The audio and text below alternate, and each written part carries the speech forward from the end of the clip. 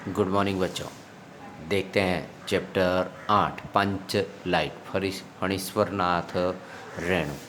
पंचलाइट कहने का मतलब है पंचलाइट यानी गांव के अंदर पंचों के द्वारा लाई गई एक लालटेन है जिसे पंचलाइट के नाम से जाना जा रहा है।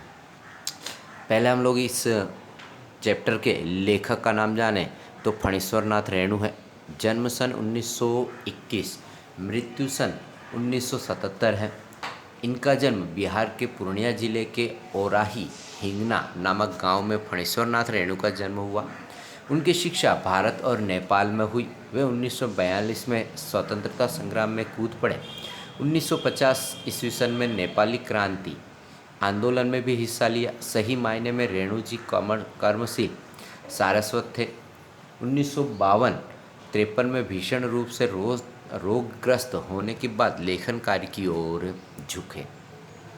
रेणु जी ने हिंदी में आंचलिक कथा की नींव रखी। आंचलिक कथा का मतलब होता है कि गाँवों के अंदर किस तरह का व्यवहार होता है, किस तरह के लोग रहते हैं, किस तरह की उनकी बोली होती है, उसको ध्यान में रखकर क्या किया जाता है, उस भाषा को इस कथा के अंदर रखा जाता है, जिसे आंचलिक कथा कही जाती है। बेमिसाल आंचलिक उपन्यास मेला आंचल, इनका सबसे सर्वश्रेष्ठ जो उपन्यास है वो मेला आंचल, जो आंचलिक उपन्यास का एक सबसे बड़ा क्या है, उदाहरण है, एग्जाम्पल है। को गोदान के बाद दूसरा सर्वश्रेष्ठ गोदान जो प्रेमचंद जी के द्वारा लिखा गया है, दूसरा सर्वश्रेष्ठ उपन्यास घोषित किया गया। प्रति पारी कथा, जुलूस, दीर्घतपा, कितने चौराहे, पलटू बाबू रोड आदि गणमान्य उपन्यास हैं। तो एक आदमी, रात्रि की महल, ठुमरी, अग्निखोर, अच्छे आदमी आदि कहानी संग्रह है। रेणु जी ने ऋण जल धन जल, नेपाली क्रांति कथा, तुलसी की गंध, श्रुत अश्रुत पूर्व नामक रिपोर्टार्ज भी लिखे हैं।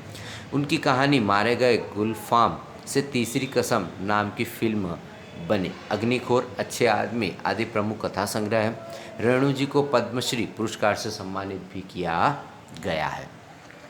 पंचलाइट रेणु जी की गिनी चुनी प्रसिद्ध कहानियों में से एक है। पंच के न्यायदंड, जुर्माना, नई चीज के आने पर धर्म, ध्यान और कीर्तन के माध्यम से ग्राम्य जीवन का बखूबी चित्रण किया हुआ है। गांव के अनपढ़ लोगों में अज्ञान, जातिगत द्वेष को उजागर किया है। गोधन पेट्रोमैक्स को जलाता है तो टोले की इज्जत बढ़ जाती है। सम्मान स्वरूप गोधन के गुनाहों को जातिगत पंचायत माफ कर देती है। सबके हृदय में प्रकाश बढ़ जाता है। कहानी के अंदर ऐसा है कि एक छोटा सा गांव है जिसके अंदर अलग अलग जाति के लोग रहा करते हैं और सभी जाति के लोगों के पास अपनी अपनी पंचलाइटें हैं। तो यहाँ पर भी एक जाति क्या करती है, दंड और जुर्माने के पैसे भेगे कर अपने टोली के लिए क्या लाना चाहती है, पंचलाइट लाना चाहती है, यानी लालटेन लाना चाहती है। और सारे पंचों के द्वारा निर्णय करके एक दिन निश्चित किया जाता है और बाज़ार से लालटेन खरीदने जाते हैं पूरे गांव के लोग। उस टोली के लोग लालटेन लेकर आते हैं बहुत ही धूमधाम से, बैंड नहीं ढोल के साथ उसे लेकर आते हैं और गांव में उसका अच्छा से स्वागत किया जाता है। उसके लिए कथा रखी जाती है, भजन रखे जाते हैं, सभी कुछ रखे जाते हैं। पूरा गांव के उस समाज के सारे लोग इकट्ठे होते हैं, अच्छे अच्छे कार्यक्रम किए जाते हैं। और जैसे ही अब उसे जलाने की बारी आती है, वैसे ही क्या होता है, अब इसे जलाएगा कौन, क्योंकि किसी भी व्यक्ति उस टोली के अंदर किसी भी व्यक्ति को लालटेन जलाने आती नहीं है।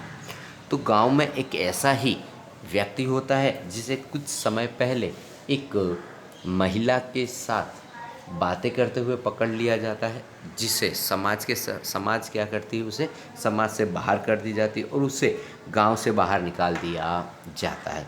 वही एक व्यक्ति होता है जो क्या करता है, पेट्रोमैक्स यानी पंचलाइट जलाना जानता है।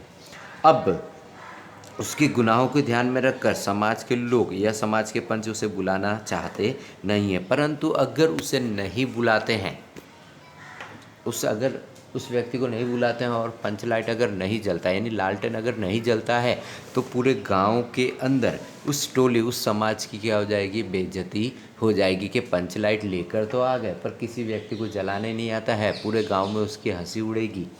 इसलिए उनके सामने एक प्रस्ताव रखा जाता है और प्रस्ताव रखने के बाद पंचों को विचार किए जाते हैं और पंच विचार करके उसने निर्णय लेते हैं कि सही है, ठीक है, हम उसे सारे गुनाह माफ़ कर देते हैं। और उस व्यक्ति यानी गोधन को बुलाया जाता है और गोधन के द्वारा क्या की जाती है, लालटेन जलाई जाती है। उस लालटेन के जलने के साथ ही क्या होता है, सारा गांव के अंदर टोली के अंदर टोली में रहे हुए समाज के सारे व्यक्ति खुश हो जाते हैं, सभी के अंदर एक प्रकाश का उत्साह पर्व भर जाता है और उस व्यक्ति को उस महिला जिस महिला के साथ वह व्यक्ति प्रेम करता था उसके साथ उसके विवाह की बात भी रखी जाती है। यहाँ हम देखें तो लिखा है कि पिछले 15 महीने में दंड जुर्माने के पैसा जमा करके महतो टोली के पंचों ने पेट्रोमैक्स खरीदा। पेट्रोमैक्स यानी पंचलाइट जिसे लालटेन कहा जाता है। इस बार रामनवमी के मेले में गांव में सब मिलकर 8 पंचायतें यानी पूरे गांव के अंदर क्या है, 8 पंचायतें हैं। हर एक जाति की अलग अलग सभा चट्टी है।